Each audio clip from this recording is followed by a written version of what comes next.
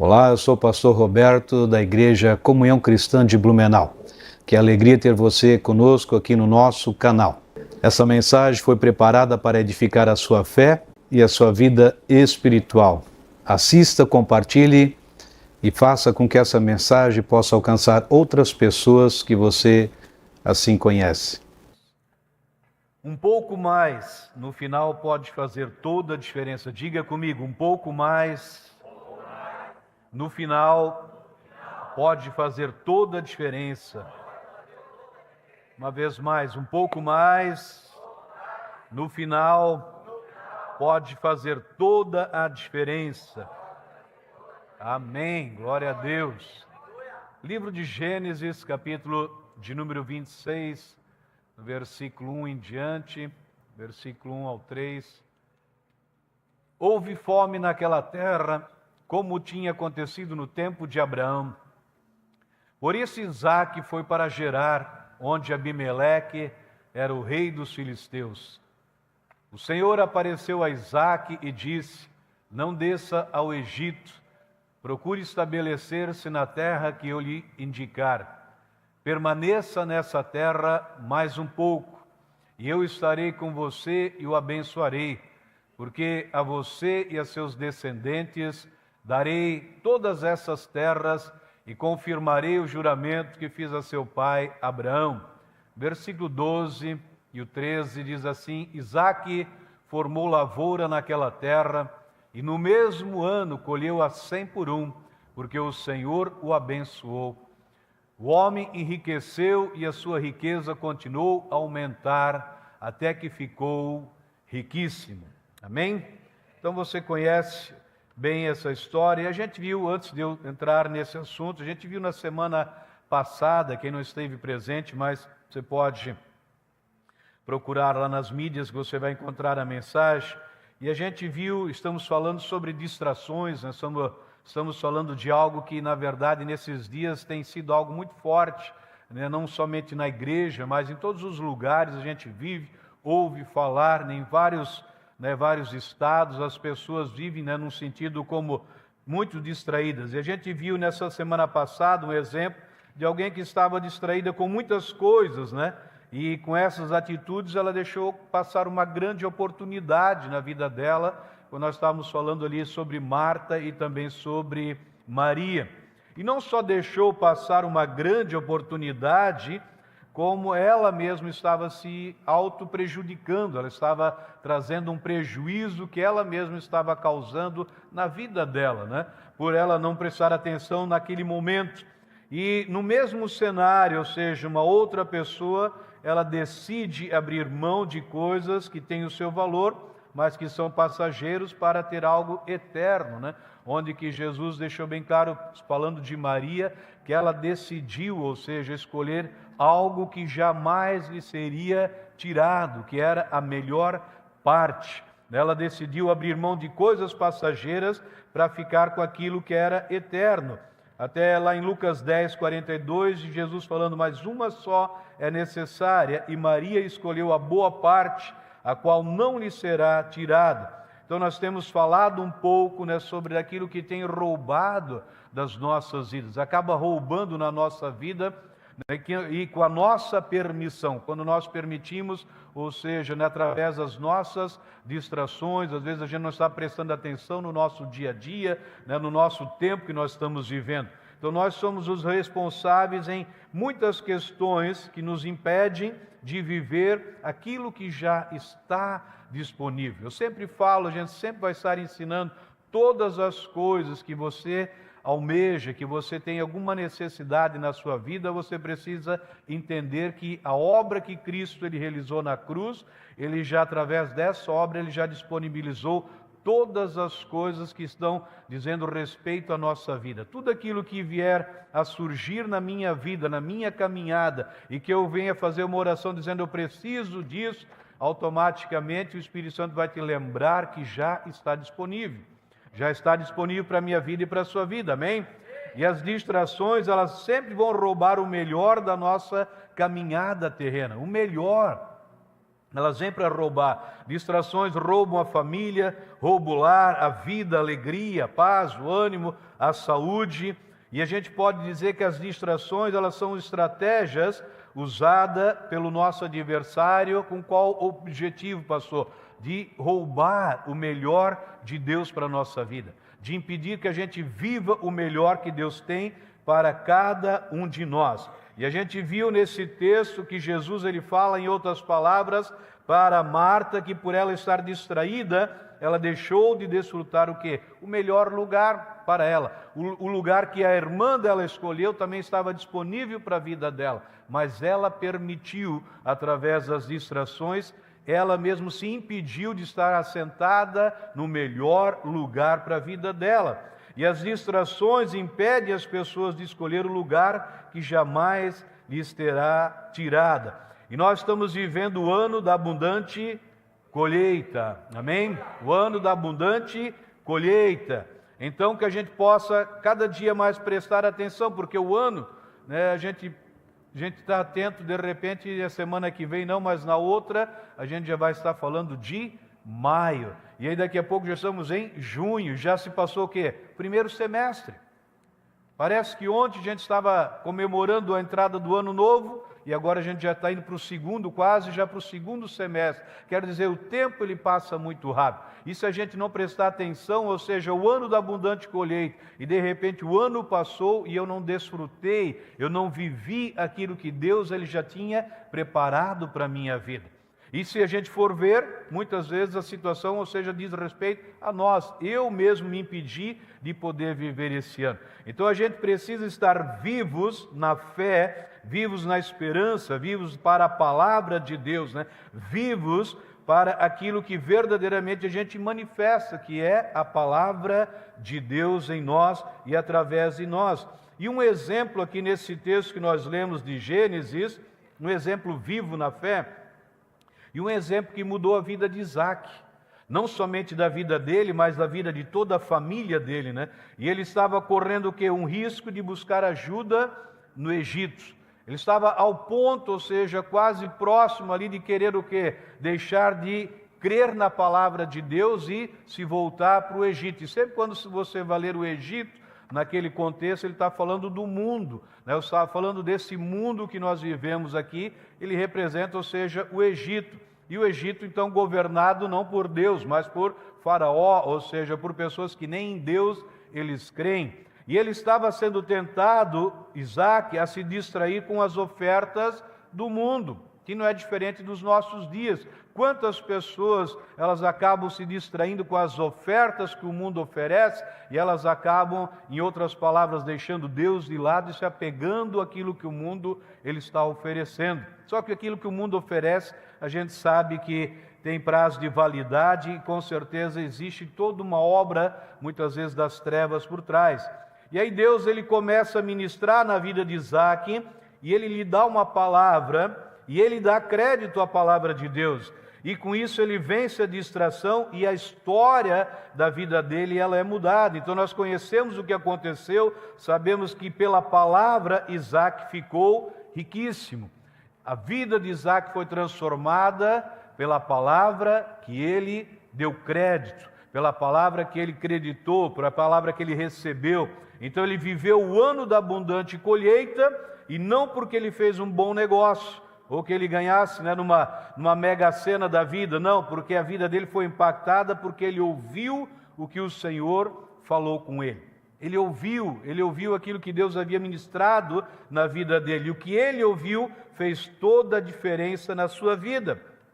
Qual foi a palavra que mudou a vida de Isaac? Ali no versículo de número 3, ele fala assim muito claro: permaneça nessa terra mais um pouco.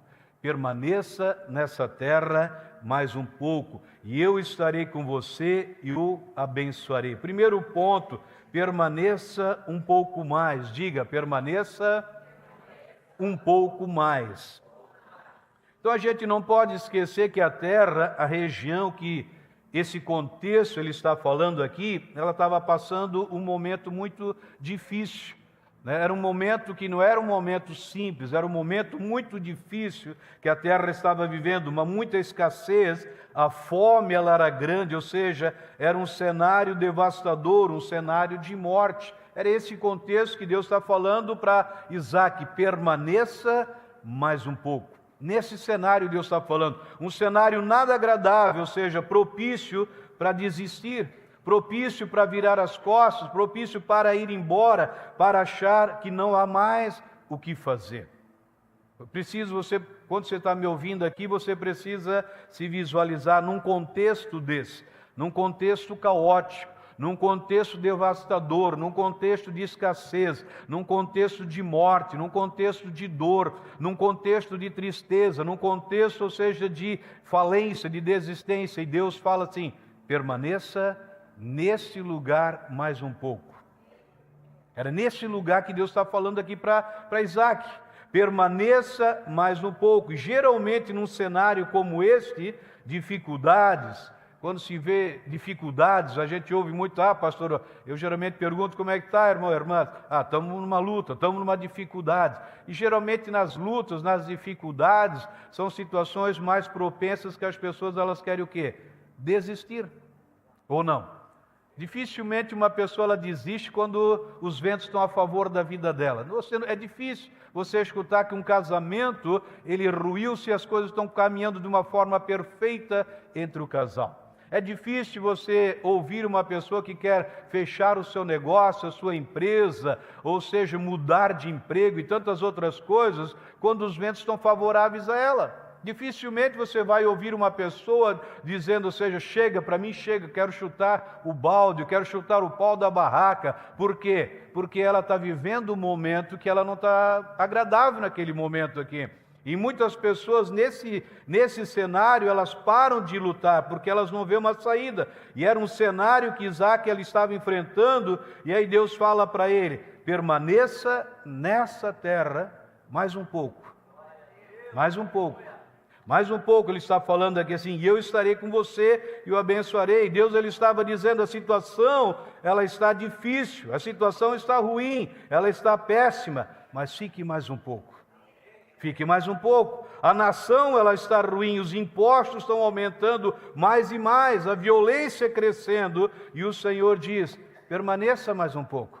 Permaneça mais um pouco. O casamento ele está difícil, algumas pessoas comentam, e Deus fala: permaneça mais um pouco. Permaneça mais um pouco. O trabalho está difícil, o salário mal dá para pagar as contas, e aí Deus diz: permaneça mais um pouco. Os negócios eles não estão acontecendo como deveriam, já fizemos tudo o que está no nosso alcance, e Deus diz: permaneça mais um pouco. Permaneça mais um pouco. A dor está aumentando, os sintomas estão avançando, e Deus diz: permaneça mais um pouco, creia mais um pouco. É isso que Deus ele mostra nesse cenário. Em casa as coisas podem estar difíceis, vem a tentação. Qual é a tentação? A de desistir. Quantas pessoas estão abandonando a casa, estão abandonando o lar, por quê? Porque surgiu uma situação e ele acha que aquela situação é irreversível, ele acha que aquela situação está difícil, e a tendência dele é virar as costas e ir embora. E a palavra que Deus diz é o quê? Permaneça mais um pouco. Talvez alguém chegou aqui nessa noite com um cenário desse, vivendo num cenário desse, vivendo num contexto desse, e a palavra que Deus tem para a sua vida, meu irmão, é: permaneça mais um pouco. Talvez alguém que nos assiste ou vai nos assistir, você esteja vivendo num cenário, num contexto como esse, de dificuldades, de lutas, de adversidades, e a palavra que Deus tem para a sua vida é essa: permaneça mais um pouco. Amém? Permaneça um pouco mais. Essa é a palavra. Deus ele nos chama a atenção para um pouco, meu irmão. não muito, mas um pouco. Você sabe que um pouco na mão de Deus, um pouco faz toda a diferença. Deus nunca pede muito para as pessoas. Você sabe quantas passagens da Bíblia fala quando Deus ele quer fazer algo grande na vida das pessoas, ele sempre deixa bem claro, o que você tem? A viúva de repente diz, eu tenho um pouco de farinha numa botija, eu tenho um pouco de farinha. O outro diz, eu tenho um pouco de azeite, é suficiente um pouco de farinha. O que você tem aqui? Eu tenho 5 pães e 2 peixinhos, é um pouquinho, mas é o suficiente. Ou seja, o que você tem? Uma vara, tem um cajado, é pouco. Tem uma botija, tem um pouquinho de farinha. O que você tem ali? Eu tenho uma funda, um pouco, nada difícil de fazer. Sempre Deus, ele nunca exige nada, ou seja, que a gente não possa ou que não esteja ao nosso alcance. Mas ele sempre diz, o que você tem? Um pouco. E para Deus aquele pouco é o suficiente. Um pouco é o suficiente. Um pouco, mas é conforme Deus. Não é do nosso jeito, mas do jeito de Deus. E eu estava pesquisando hoje aqui, a Bíblia fala, então, que Isaac ele permanece mais um pouco naquele lugar, e a Bíblia diz que ele formou lavoura ali.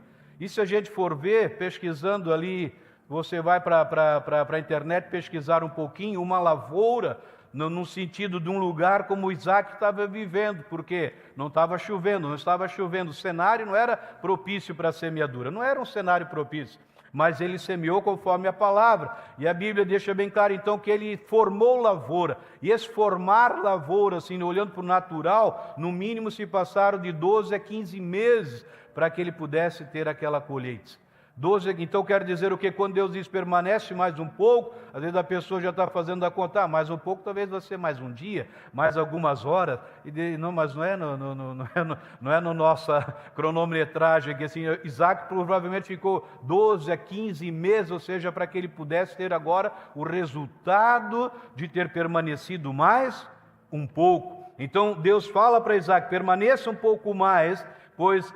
Por que Deus ele fala para Isaac permanecer um pouco mais? Por que ele insiste com Isaac de não abrir mão, dele não negociar com o mundo? Por que Deus ele deixa bem claro, permaneça mais um pouco nessa terra? Por quê? Porque aquela terra era a terra da promessa. Era a terra da promessa. O segundo ponto da mensagem, promessa. Diga comigo, promessa.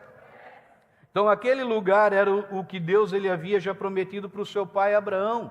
Aquele lugar, ou seja, às vezes as pessoas estão pensando, né, elas imaginam, elas floreiam muito algumas mensagens, alguns versículos, né, achando que é do jeito que a pessoa ela imagina. Mas Deus está falando, ou seja, é naquela terra, a terra da promessa é essa. E se de repente você olha, Deus tem uma promessa para mim, vai me dar uma casa, e de repente você chega num lugar lá, distante, alguns quilômetros, ou seja, do centro, acha uma casa lá abandonada e de repente Deus diz, é essa casa. Aí a pessoa, mas como assim, essa casa que eu imaginei que Deus ia me dar uma mansão, eu imaginei que ia estar aqui, chegava, não tinha mato em volta, não ia ser próximo de um shopping, ia ter internet, a melhor internet, Deus, não, aqui, essa casa aqui é a promessa, é aqui, é nesse lugar que eu tenho algo grande para a sua vida. Então é nesse lugar que Deus fala para Isaac, permaneça nesse lugar, porque aqui é a terra da promessa que eu fiz para o teu pai. Então para Isaac Deus diz, permaneça um pouco mais, porque eu estarei com você e lhe abençoarei. Para nós que vivemos na nova aliança, a gente pode traduzir, fique um pouco mais, confie um pouco mais, descanse um pouco mais, porque eu já estou com vocês e vocês já são abençoados em Cristo Jesus.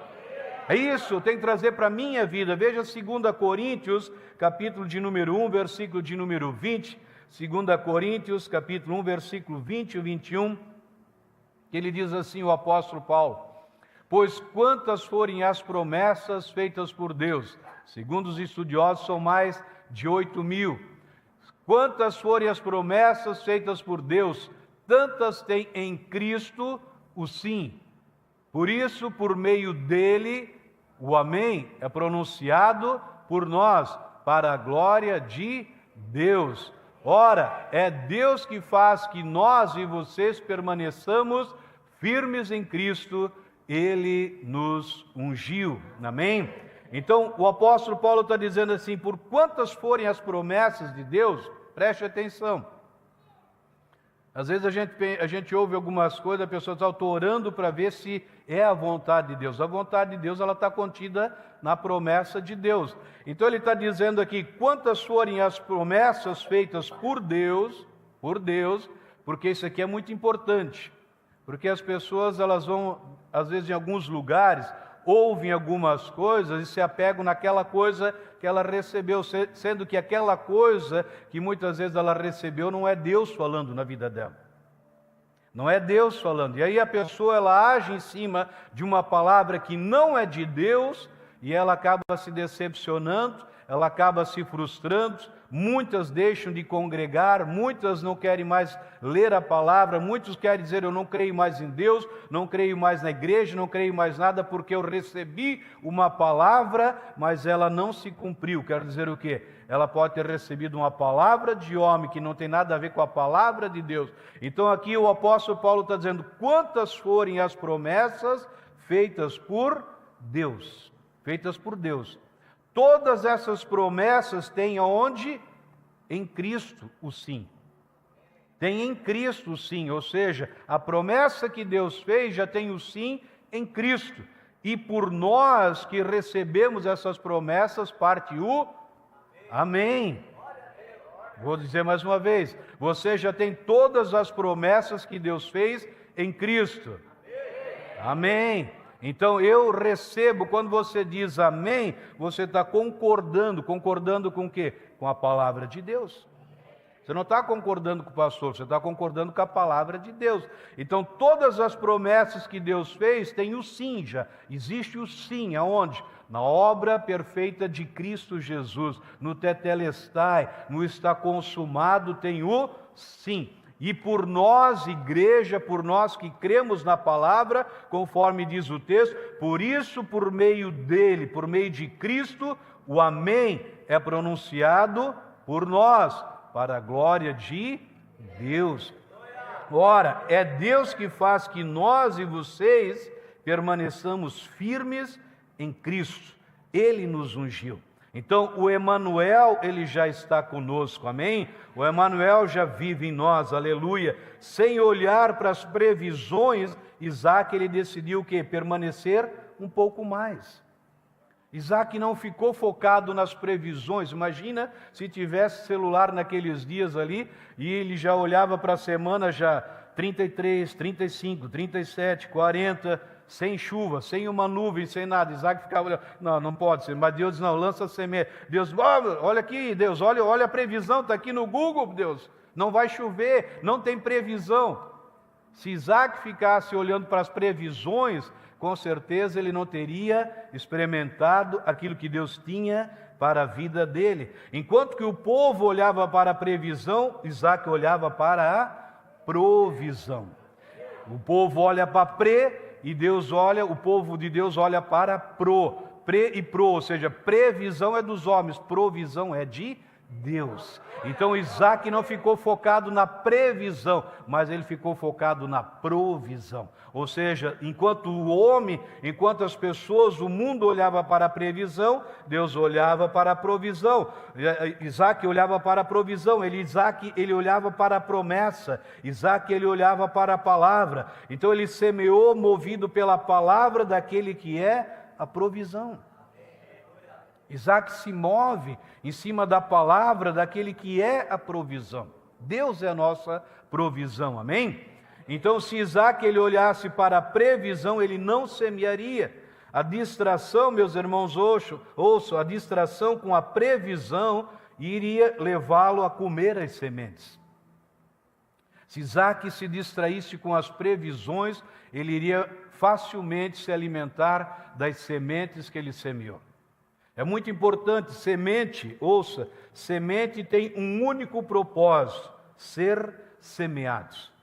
Propósito da semente, você receber semente, propósito é semear essa semente. Você sabe que muitos irmãos, por viverem distraídos, não prestam atenção com a palavra de Deus e acabam comendo todos os meses as sementes que Deus lhe dá. acabam se alimentando das sementes que têm um propósito. Semente precisa ser semeada. E o terceiro e último ponto, para a gente encerrar, terceiro ponto, é necessário semear. Diga comigo, é necessário semear. Então, sementes precisam ser semeadas, caso contrário, não tem colheita, não vai haver uma colheita. Parece uma coisa tão lógica, uma coisa que ninguém precisa ser uma pessoa inteligente para entender. Semente só tem um propósito, semear. Se eu não tenho, ou seja, se eu não semeio, dificilmente eu vou ter uma colheita. Por mais lógico que seja, por mais simples que seja, mas infelizmente, mesmo que a gente viva no século 21, mesmo que a gente viva num tempo onde que o mundo nunca experimentou, ou seja, tanta inteligência, tantas resoluções de problemas, ainda assim, talvez a maioria das pessoas ainda comem a semente e esperam ter uma colheita. E é totalmente contrário. O apóstolo Paulo, então, ele fala no livro de Romanos algo muito importante, e mesmo que ele esteja usando aqui como um pano de fundo, falando de Israel, nos patriarcas, mas também que se aplica na nossa vida, Romanos 11, capítulo 11, versículo de número 16, diz assim: se é santa a parte da massa que é oferecida como primeiros frutos, outra versão fala primícias, toda a massa também o é. Se a raiz ela é santa, os ramos também o serão. Vou repetir uma vez mais. Se é santa, preste atenção, se é santa a parte da massa que é oferecida como primeiros frutos, toda a massa também o é. Se é a raiz santa, os ramos também o serão. Então, quando o apóstolo Paulo ele está falando se é santa, quer dizer o quê? Se é separada. Ou seja, aqui está a massa e a parte que ele diz aqui, se a primícia, ou seja, se a primeira parte ela é separada, santo. Sempre que você vai ouvir santo, nós estávamos brincando antes que a gente tem vários santos aqui, tem o São Jorge, tem o Santo Antônio, tem o São Miguel, o São Tiago, o São Mateus e tantos outros santos aqui que temos no nosso meio. Nós estávamos brincando, sempre quando você ouve a palavra santo, significa separados. Santo é separados. Ninguém precisa ser inteligente para entender o que significa santo. Santo é separados. E o apóstolo Paulo está dizendo, se é santa, ou seja, a primícia, se é santa a parte, ou seja, da massa, ele diz aqui assim, bem claro, se é santa a parte da massa, que é oferecida como primeiro frutos. Nós ouvimos antes sobre o momento da generosidade, dízimo, é o primeiro fruto. Então ele está dizendo, se é santa essa primeira parte, se ela foi separada a primeira parte, então, ou seja, do meu sustento, do meu salário, o dízimo, logo toda a massa, todos os 90%, eles são abençoados, são santificados. É isso que o texto ele está dizendo aqui. Toda a massa, todo o salário, todo o restante na minha renda, ela é santificada. E veja que ele está dizendo aqui que se é santificado, os ramos são santificados. Veja que para o ramo ele ser santificado, a raiz tem que ser santificada. Se a raiz ela não é separada, ou seja, se eu não separo aquilo que é santo, os ramos, ou seja, eles não são santificados. Os 90% não são santificados. O texto é muito claro aqui. E Deus ele fala para Isaac, ou seja, semeie nessa terra. E aí o apóstolo Paulo fala, os ramos, que é o resultado do meu trabalho, somente vão ser santificados se a raiz é santificada. Quantas pessoas querem que o pastor abençoe a vida deles, sendo que, ou seja, a raiz não é santificada? Se ela não era santificada, os ramos não vão ser santificados. É Bíblia. Se você não concorda comigo, você tem que dizer, não concordo com Deus, porque é isso que ele falou aqui. Então ele deixa muito claro aqui, a raiz ela é a primícia, ela é purificada, ela é abençoada, e muitos na distração, eles comem o que não lhes pertence, e assim não desfrutam do melhor de Deus. 1 Coríntios 15, versículo 36, 37, diz o apóstolo Paulo, insensato, o que você semeia, preste atenção, o que você semeia não nasce a não ser que morra. Preste atenção, porque o diabo não quer, muitos estão distraídos porque o diabo não quer que você ouça isso aqui. Ele está dizendo, o que você semeia não nasce, a não ser que primeiro morra, tem que morrer primeiro. Versículo 37, quando você semeia, você não semeia o corpo que virá a ser, mas apenas uma simples semente, como de trigo ou de alguma coisa, que ele está usando o contexto de uma lavoura.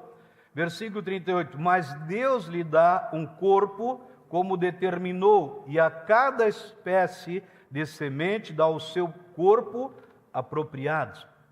Então veja que primeiramente a semente morrer, eu preciso fazer o quê?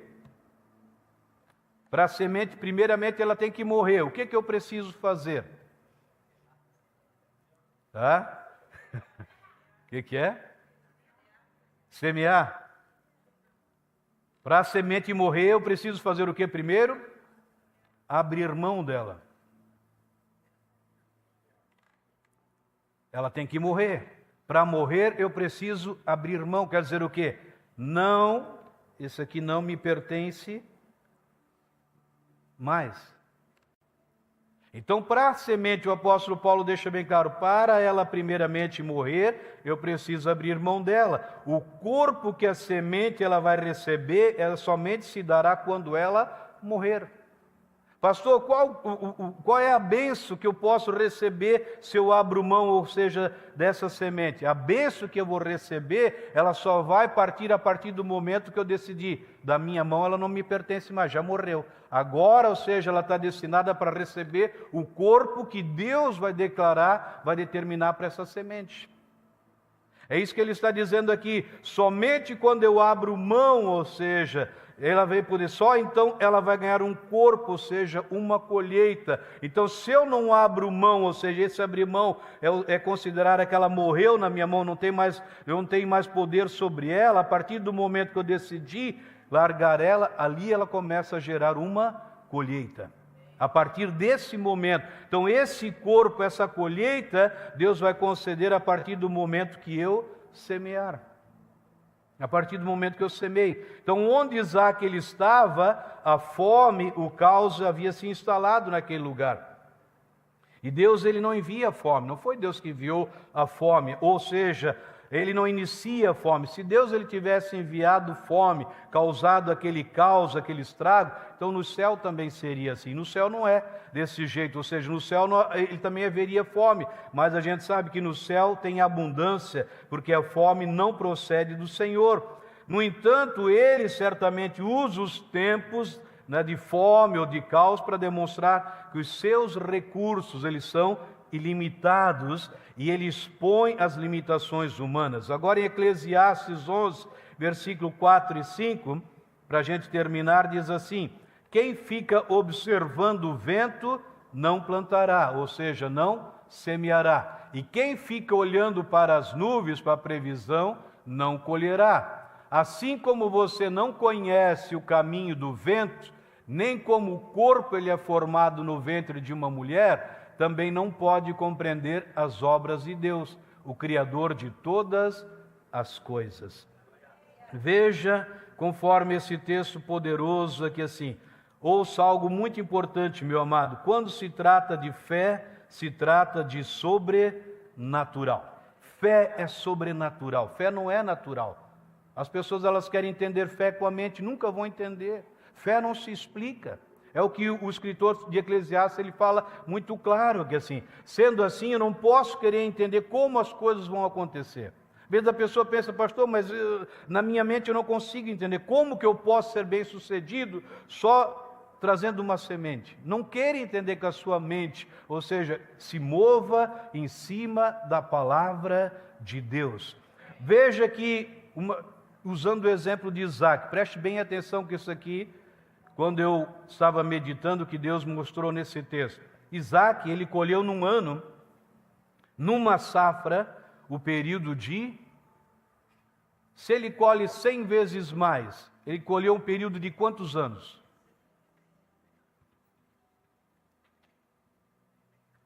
A Bíblia diz que ele colheu naquele ano o equivalente a 100 vezes mais. Quer dizer, ele colheu num ano o equivalente a quantos anos? Pode falar. 100 anos. 100 anos.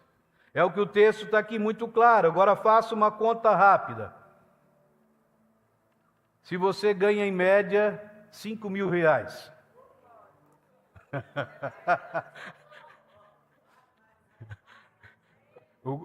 Só saiu um ô glória quase, porque o resto já ganha tudo acima de 5, né? Então, por isso que ele já não falou ô glória, né? Já falou ô glória porque é só a minoria que ganha 5 mil. Mas brincadeira à parte. Mas faça uma conta rápida. Se você ganha 5 mil reais por mês, você vai ter uma média no final do ano, 12 meses trabalhado, 60 mil reais. Sim ou não? 60 mil reais. E agora, ou seja, 60 mil reais, você faz muita coisa durante o ano? Não é 60 mil um salário de um mês, né? 60 durante o ano. Você vai tirar a primícia, você vai pagar a conta de água, de luz, disso, combustível, tá. Quanta coisa você vai fazer num ano com 60 mil reais? Não muitos. Agora, se você recebe 6 milhões de reais num mês... Porque 6 milhões é o equivalente a 100 vezes mais. Então veja só, meus irmãos, olha só como Deus ele trabalha. Ele está deixando bem claro que Isaac ele colheu naquele ano o equivalente a 100 anos de trabalho. Então com 60 mil, ou seja, eu sei que você vai dizer, não pastor, com 60 mil eu consigo fazer alguma coisa. Glória a Deus, você vai fazer mesmo. Agora se você receber 6 milhões hoje, você pode fazer muito mais. Você vai fazer não muito mais só o mês, você vai trabalhar agora com 6 milhões, você talvez vai abrir no seu negócio, você vai fazer algo grande, extraordinário, que vai te render muitos outros 6 milhões. Então é isso que se trata nesse texto aqui assim bem claro, ou seja, dá para fazer muito mais. Quando se trata de fé, nós não devemos nos esforçar para entender, a gente precisa crer. É crer. Não, pastor, eu estou queimando neurônio a todo minuto para querer entender. Meu irmão, pare de queimar neurônio, porque senão daqui a pouco você vai estar doente. Ou seja, você não precisa queimar neurônios para entender, você só precisa se esforçar para crer.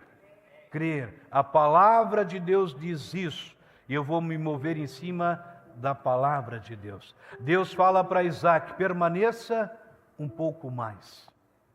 É um pouco mais. Permaneça um pouco mais no que? Em cima da promessa, palavra de Deus. Permaneça, quantas pessoas elas estão chutando, modo de dizer, perdão até da palavra, chutando o pau da barraca, por ela não permanecer o quê? Na palavra de Deus. E Deus está dizendo assim, permaneça um pouco mais na minha palavra, permaneça um pouco mais na minha palavra, e então você vai poder desfrutar, ou seja, daquilo que eu tenho para você. Isaac, a Bíblia deixa bem claro, a gente não vai entrar mais nisso aqui, então, ou seja, mas ele experimentou algo poderoso ali, por ele permanecer um pouco mais. Ele se tornou tão riquíssimo, que aquilo despertou inveja em toda aquela região, porque imagina, as pessoas faziam o mesmo que ele poderia estar fazendo, só que não tinham resultado, mas ele tinha uma palavra. Ele cavava um poço, o inimigo entulhava. Ele cavava outro poço, o inimigo entulhava. Ou seja, todo poço que ele cavava, água dava. Deus tinha a palavra para a vida dele. Jesus, ele prometeu muito claro aos seus discípulos também, que todo aquele, ele deixa bem claro, ninguém que tenha deixado casa, irmãos, irmãs, pai, mãe, filhos ou campos por causa de mim e do Evangelho, deixará de receber 100 vezes mais nesse tempo presente. Nesse tempo presente, não é receber 100 vezes mais na eternidade, mas ele fala, é nesse tempo presente. É nesse tempo. O tempo que nós estamos vivendo, o tempo que se chama hoje. Nesse tempo Deus tem muito mais para a nossa vida. E simplesmente o que Ele nos pede, permaneça um pouco mais. Por isso eu coloquei o título da mensagem, um pouco mais no final vai fazer toda a diferença. Um pouco mais. Um pouco mais no final, a sua vida conjugal vai fazer toda a diferença. Um pouco mais na sua família vai fazer toda a diferença. Um pouco mais nos teus negócios vai fazer toda a diferença. Um pouco mais na sua saúde. Pastor, eu tô, pastor, jamais com o pé na cova do que... Um pouco mais. E vai fazer toda a diferença na sua saúde. Um pouco mais. Não é muito mais, mas é um pouco mais. Em cima do que eu estou falando, não. Tudo que eu falei você pode jogar no lixo. Tudo que eu falei, pode jogar fora. Agora é um pouco mais em cima da palavra de Deus. Você não precisa dar atenção para o pastor. Você só precisa dar atenção para a palavra. Palavra. O pastor falar, você joga fora. Você tem que dar atenção para a palavra. Então um pouco mais na palavra de Deus. E você vai ver o resultado na sua vida. Amém? Você pode aplaudir a Deus. Que bom que você esteve conosco até aqui. Se esta mensagem edificou a sua vida, gostaria de convidar você a fazer uma oração, convidando Jesus Cristo para ser o seu Senhor e o seu Salvador. Diga assim comigo: Senhor Jesus, eu te agradeço porque lá naquela cruz tu morreste pelos meus pecados. Eu abro o meu coração e te convido a ser o meu Senhor e o meu Salvador. Eu creio que a partir de hoje eu sou uma nova criação, as coisas antigas ficaram para trás e tudo se fez novo na minha vida. Amém. Se foi essa a sua primeira vez que você orou e você quer deixar algum comentário, temos as nossas mídias sociais para que você possa entrar em contato conosco. Será uma honra poder conhecer você melhor. Permaneça abençoado.